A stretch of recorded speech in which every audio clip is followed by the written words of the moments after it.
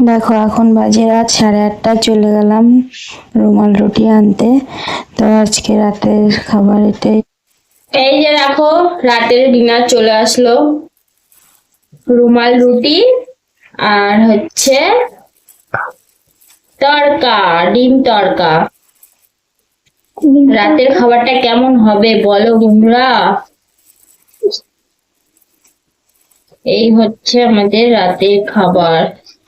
খুলতে খুলতে